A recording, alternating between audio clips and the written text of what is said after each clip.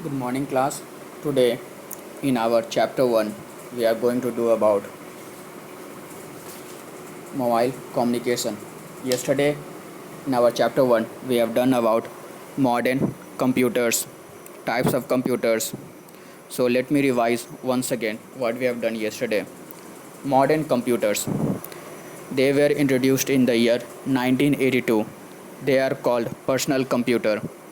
They are fast, cheap, and small in size compared to the previous computer. Types of computers, they are classified on speed, size, and memory. Hope so you remember this. Now, yesterday we learned about different types of computers. First was microcomputer. They are known as personal computers. They are the greatest invention of human. They are powerful machine widely used in school, homes, office. Mini computers, they are bigger than your microcomputers and hundreds of users can use at the same time. Mainframe computer, there are big computers with large memory and high speed. They are mainly used by big organizations like bank and government offices. They are very powerful computers. And supercomputers, they are world's fastest computer. They can process huge amount of data within seconds. They are used in weather forecasting and by defense, or you can say by our armies, and even it is used in space research, etc. Some example of supercomputer are Ram, Anurag, Titan, Cry, and yesterday we did one more, that was embedded computer.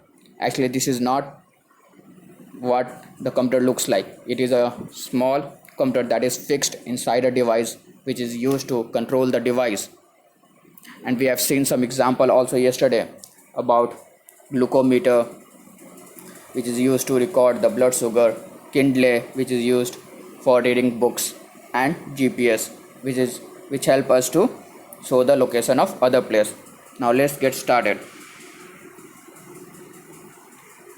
So our topic is today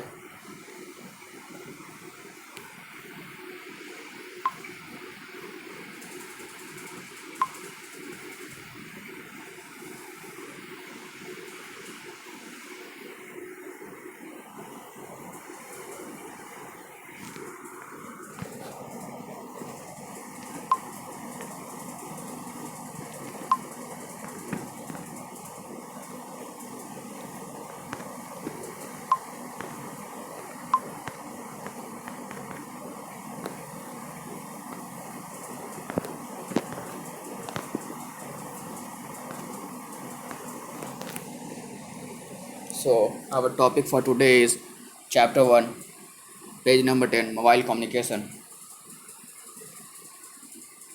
Now see, first question comes to our mind, what is mobile communication? See, in olden times when people should communicate, they should communicate with the letters only or with the symbols. Now in modern era, everyone is having a cell phone and they are using to talk with their friends and relatives. So hope so you understood what is mobile communication definition. Let us learn how mobile communication works. See, the genius of mobile communication is division of city into small cells. Now in, say the example of Darbhanga. Now in Darbhanga, each place you'll find a small tower, mobile tower, and each place is divided into cell. Remember this. Each city is divided into small cell, very important.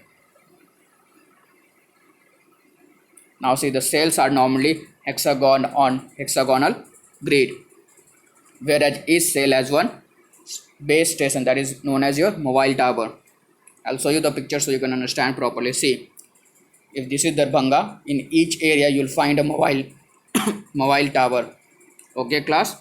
For that, for this and this shape you can see, hexagonal shape, in that is called your cell, and in each cell there is a mobile tower. Then only your mobile communication can work. the mobile keeps on sending signals to the nearest base station. Okay, and when the mobile sends signals to the nearest base station in your place, it keeps the record of your SIM card, and it keeps the information of the data in the network computer. Okay, class. See, the station keeps the record of SIM and related data in the network computer. Now we learn how a person talks with another person. Suppose person A wants to talk to person B. Suppose you are there and you want to talk to your friend. How you will do that? You will dial your friend's mobile number and the friend will pick up the call. The base station of your and your friend is created an invisible path. Like when you call your friend, an invisible path is created between you and your friend. Let's understand with the help of a diagram. See, you are there and your friend is there. You call your friend, so an invisible path is created, so both of you can talk now. When A speaks, his voice is converted into signals. These signals are carried by A's nearest base station and sent to B's nearest base station via path created earlier. B's nearest base station sent these signals to B's mobile phone. From there, signals are converted back to voice and B is able to listen to you. Now, in simple way, if I have to explain you, when you speak, your voice is converted to your signals, and these signals are catch by the mobile towers in your place, and that mobile tower will send to your friend's nearest mobile tower that signal. Again, that signal is catch by the your friend's nearest base tower, and this signal is converted to your friend's phone, and then these signals are converted back to your friend's phone. Then only he can listen your voice hello.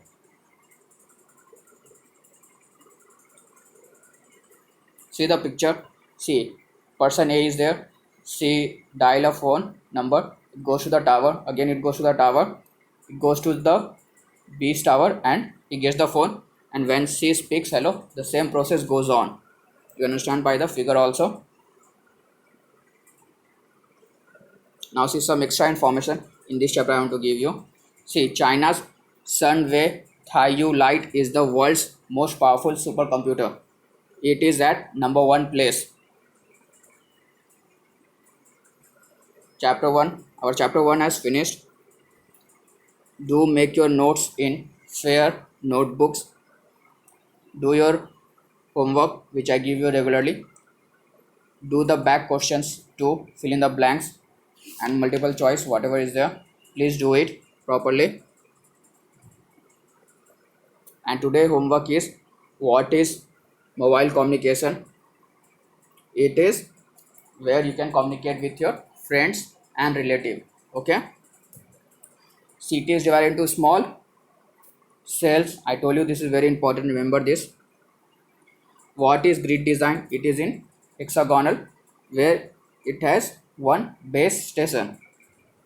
Write the steps to call a person. Very simple. If you want to talk to your friend, you take your phone, dial the number, and that number is caught up by the nearest mobile tower.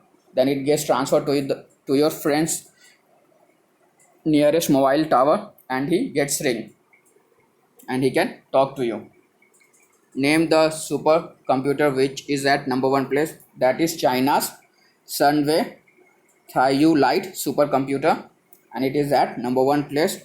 And number 2 place is of Taiwan 2, that is the at second place supercomputer. Okay, class. And you can draw the picture also of how you and your friend can talk on your phone. Okay, please do that. Thank you, class. Hope so you enjoyed the lecture. This much for today, and do your homework and do the today's question also, and make notes in your fair notebook, and draw the diagram of types of monitor that we have studied. And today you have to draw the diagram of how the you can talk with your friends. Okay class, thank you this much for today.